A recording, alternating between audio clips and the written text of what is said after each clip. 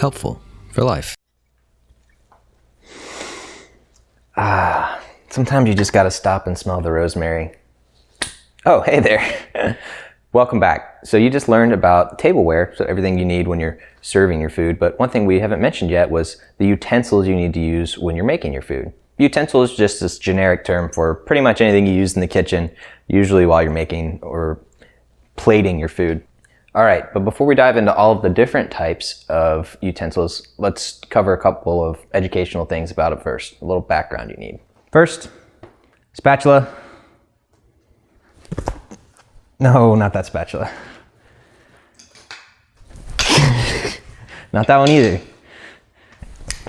Okay, not that one either. All right, that's the one I'm talking about. Well, in case you didn't know, these are all technically spatulas. Spatula is just a broad term for something that's got a wide, blunt blade that's used for mixing and spreading. So that's why you can have all these different types of them. So depending on how you grew up in the kitchen, maybe your family calls this more of a spatula, or maybe when you think spatula, you think more of this. Personally, this is what we grew up calling a spatula. It was later when I discovered this guy, which this guy is great for scraping bowls, or if you're mixing things while you're baking or making scrambled eggs. And also, just so you know, these things are sometimes called flippers or turners. They sound kind of weird, but they get the point across. So let's talk about the different types of materials that utensils are made of. First, there's metal. So metal is great because it's extremely durable. You don't have to worry about it with heat at all. And you can use it, for example, if you have a metal flipper or turner, those are great for scraping things off the grill, flipping your burgers and things like that. But the downside is that they can scratch up your nonstick pans, and you don't want to do that because then they become not nonstick, so they become sticky. So some other materials are silicone. There's metal that's coated in silicone, there's nylon, there's rubber.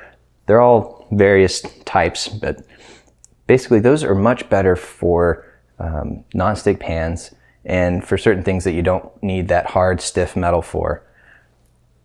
But the downside of these types of materials is they can melt. And with silicone, usually you're a little safer with that. It has a higher heat, a higher temperature that it's resistant to. But especially with things like nylon, which is what you get when you cheap out on these guys, those can melt. It's been multiple times where we've accidentally left one resting on a pan or something like that, and then you end up with a nice pan indentation. One other downside of these materials is that it starts to develop a little bit of a edge to it. The edge starts to kind of turn over, if you can see that, and that makes it a little harder when you're trying to scoop underneath things. So that's why metal is better for scooping under things, because that flat end of that blade cuts under really nicely. But as I mentioned, the nice thing about the plastic, rubber, or silicone is they're a lot cheaper. So if you get them, make sure you look for the heat resistant kind.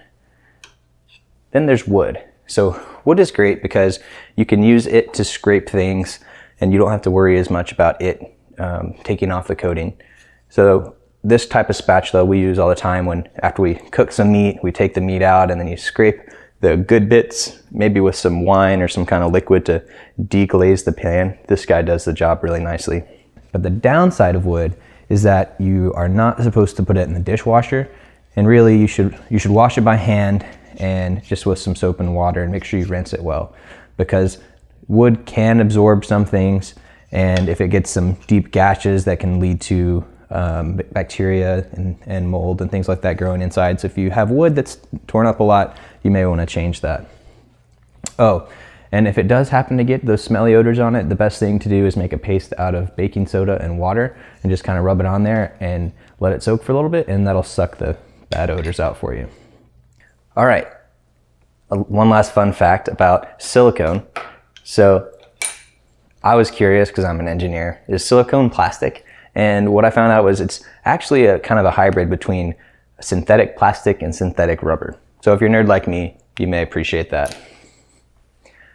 All right, let's talk about measuring cups. So there's two different types of measuring cups that you have. You have your solid or measuring cups, or what people just call a measuring cup. And then you have your liquid measuring cup. Now my wife likes to tell me all the time, you don't need both, a cup's a cup, blah, blah, blah. Yeah, that's how she sounds to me. But the thing is, the solid measuring cup is much better at measuring solids accurately. And likewise, the liquid measuring cup measures more accurately. And that's just because what you can see and how you measure. So let me show you the right way to measure with a measuring cup.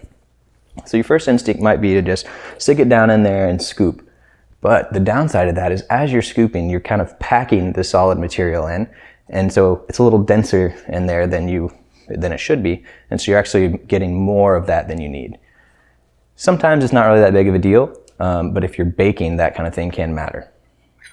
So let me show you a good way to measure with a solid measuring cup. What you want to do is you take a spoon, whoops, or some type of utensil that can scoop, and you just go ahead and just scoop it in to your measuring cup. Make sure you do it on top of the container so any that spills will go back in.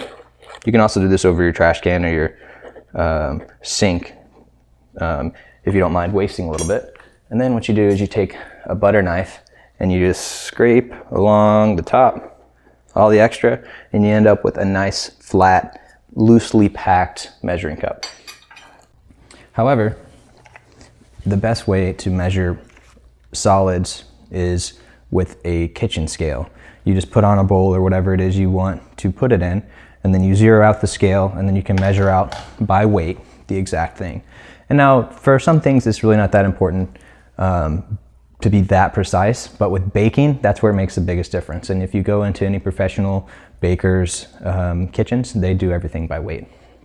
So that's how you measure with the solids. Now let's look at the liquids. So with the liquids, especially with water, you'll notice that there's this extra line at the top, and what that's called is meniscus. And that's because the water is actually attracted more to the walls of this Pyrex container than it is to itself. And so it actually makes a little concave shape, I think is the right one. And it rides up the walls a little bit.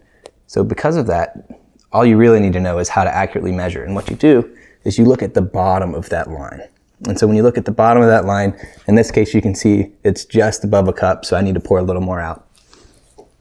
All right, so there's a little bit of educational background on utensils. Let's dive into the specifics.